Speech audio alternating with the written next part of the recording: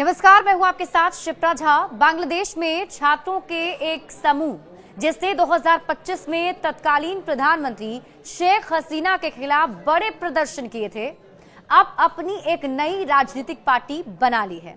इस दल की घोषणा शुक्रवार को की गई, जिसमें उन्होंने स्पष्ट किया कि बांग्लादेश में अब भारत या पाकिस्तान समर्थित राजनीति के लिए कोई स्थान नहीं होगा। इस बयान के साथ ही भारत के खिलाफ उनकी तीखी प्रतिक्रिया भी सामने आ गई। माना जा रहा है कि इस घटनाक्रम से भारत और बांग्लादेश के रिश्तों में और अधिक तनाव बढ़ सकता है। ढाका के माणिक मियां एवेन्यू में भेदभाव के खिलाफ छात्र SAD नामक संगठन ने एक रैली आयोजित की, जिसमें राष्ट्रीय नागरिक पार्टी के गठन की घोषणा की गई। इस पार्टी के संयोजक नाहिद इस्लाम हैं, जो जुलाई अगस्त विद्रोह के प्रमुख नेताओं में से एक रहे हैं। वेटिकन और पाकिस्तान के राजनयिकों ने भाग लिया है। देखिए, रैली के दौरान छात्र नेताओं ने घोषणा पत्र भी जारी किया, जिसमें बताया ये जा रहा है कि इस घोषणा पत्र में जिसमें कुछ राजनीतिक दलों के प्रतिनिधियों के साथ साथ वेटिकन और पाकिस्तान के राजनयिकों ने भी भाग लिया है।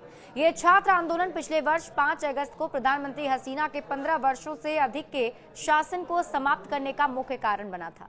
और इस घटनाक्रम के 3 दिन बाद मोहम्मद यूनुस ने अंतरिम सरकार के मुख्य सलाहकार के रूप में कार्यभार संभाला, जो प्रधानमंत्री के रूप में कार्य कर रहे हैं।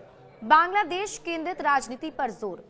मोहम्मद यूनुस द्वारा समर्थित नेशनलिस्ट सिटीजन्स पार्टी NCP ने अपनी पहली रैली धार्मिक सौहार्द का परिचय देते हुए कहा।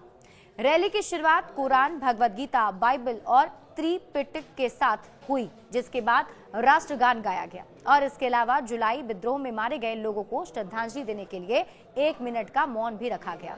पार्टी के संयोजक नाहिद इस्लाम ने स्पष्ट किया कि बांग्लादेश में भारत या पाकिस्तान समर्थक राजनीति की कोई जगह नहीं होगी। उन्होंने ये भी कहा कि उनका लक्ष्य बांग्लादेश और इसके नागरिकों के हितों के अनुरूप राज्य का निर्माण करना है।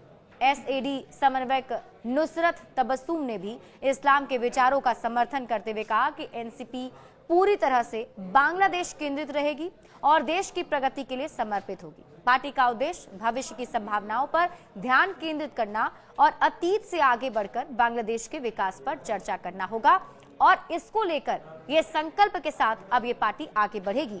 इन प्रमुख बातों को इस दौरान कहा गया है। हालांकि देखना होगा कि अब इस पार्टी का क्या कुछ और विचारधारा सामने आता है और ये पार्टी किस तरीके से बांग्लादेश में काम करती है।